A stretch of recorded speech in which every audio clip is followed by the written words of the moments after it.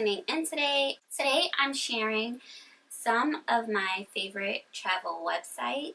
Some I actually go to look for a deal. Some I follow them on social media like Twitter. And then some I just download the app because it's that helpful for me. If you plan a trip like months in advance, it might be helpful for you as well. The first one is the flight deal. The second one is Secret Flying. And the third one is Airfare Watchdog. What I do when I follow them on Twitter is leave my notifications on, so whenever I'm looking for a place to go but I don't want to spend a lot of money, I just have the notification on, and then I would see whatever deal comes up, whether it's leaving New York or leaving a specific city in the US. A lot of times what I also do is if I see a really good price, I would just retweet it or share with my followers, because I have followers all over. If I can't take it, I feel someone else on my timeline might be able to make use of it. Sometimes they'll share deals that are really good deals, but they're on airlines that I personally will not take. So it really depends on the type of traveler you are. If you want to get a deal and you're not worried about the airline and you just want to take it, that's fine. But if you're like me and there's specific airlines that you try to avoid, it's good to know who is having that deal too. Now I'm gonna go into the apps that I use for travel. The first one that I use all the time, and I probably shouldn't, is Skyscanner. I want to go everywhere, so wherever I get a deal, I go. I know around the time of year that I want to go away, but not all the time do I know the destination. So what I do when I use Skyscanner is I use their everywhere option.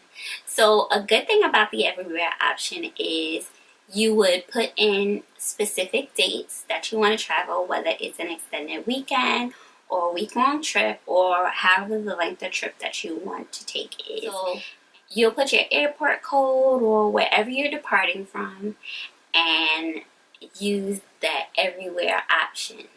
So when you select that, it gives you a list of different places and the price range. Skyscanner, it has a website and it also has an app that you can use on the phone.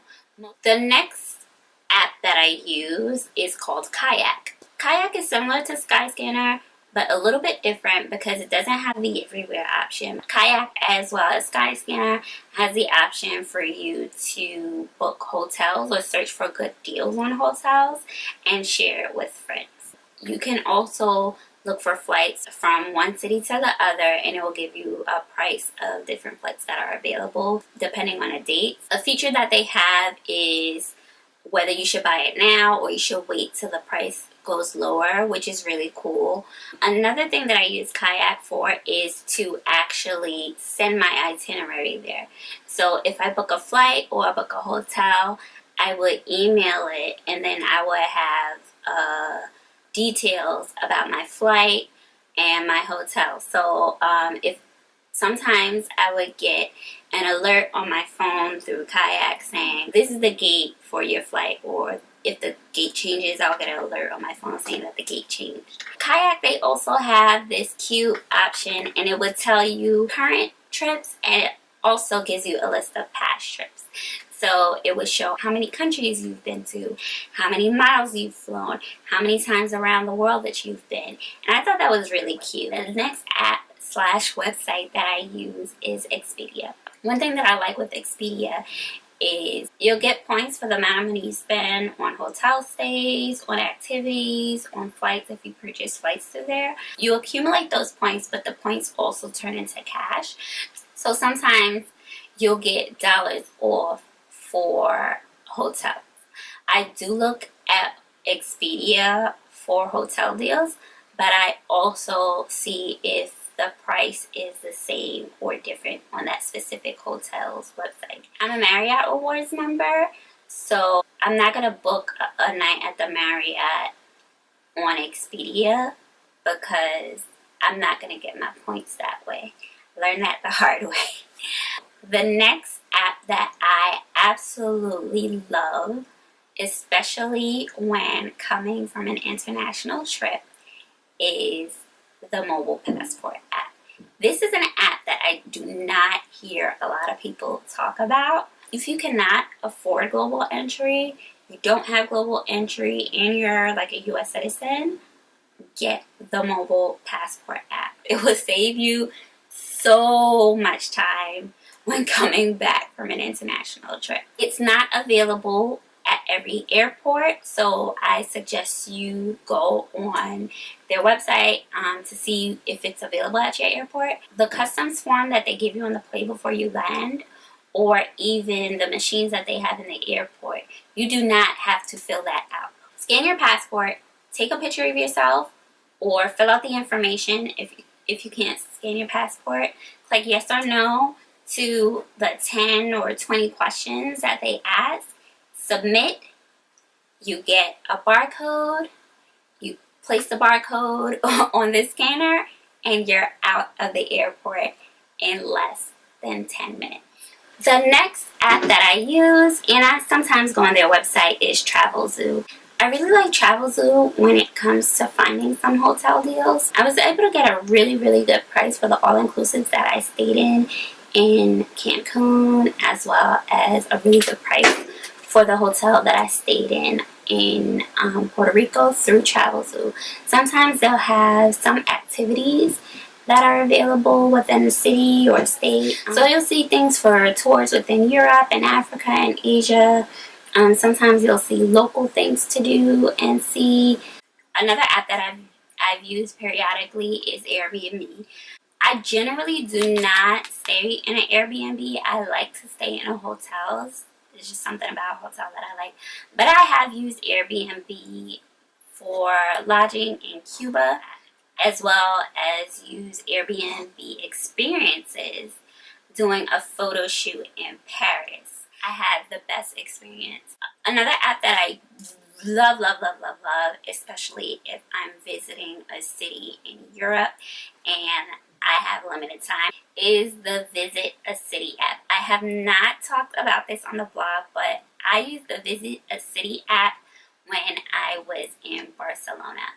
That's how I was able to see all of the sites that I was able to see with limited time.